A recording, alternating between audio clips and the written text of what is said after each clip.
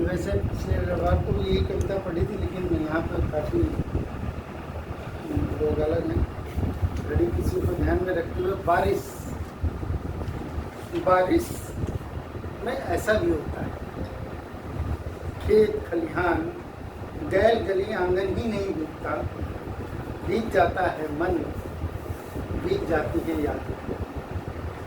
ऐसा लगता है अभी कल ही की तो बात है, मैंने तुम्हें दी थी एक रंग बिरंगी छतरी और तुमने बिना एक पल गंवाए वह छतरी पास में गुजरती हुई एक बच्ची को दे दी, जो बरसात में भीगते भीगते खेल रही थी। मैं अवाक था और तुम ठीक राह हंस रही थी। तुमने कहा बारिश केवल धरती को सिंचित करने के लिए नहीं होती, उसे संचित करनी होती है प्रार्थना, उसे सिंचित करना होता है प्रेम। तब से जब बारिश होती है मैं खोजने लगता हूँ तुम्हारी वह हंसी, जो बादलों की गड़गड़ाहट से भी अधिक थी।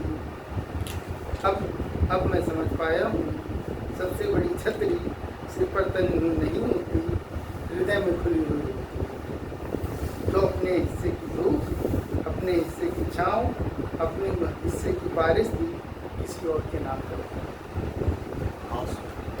और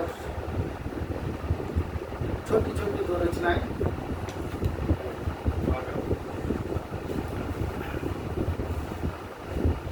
मेरे और तुम्हारे बीच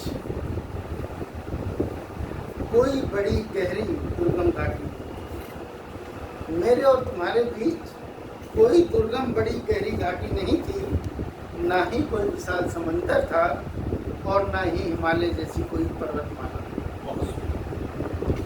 और ना ही हिमालय जैसी कोई विराट पर्वतमाला थी तो बस एक छोटी सी नदी, वह भी गहरी नहीं थी, छिछली थी,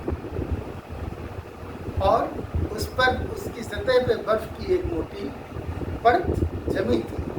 नदी के इस पार मैं और उस पार मैं कभी भी नदी के इस पार से उस पार बस चलकर तुम तक आ सकता था, और तुम भी कभी भी नदी के इस पार बस चलकर उस तक आ सकते थे, पर ऐसा नहीं हुआ। मैं उम्र भर पाल बांधने में लगा रहा, और तुम्हें प्रतीक्षा थी बर्फ के लिए।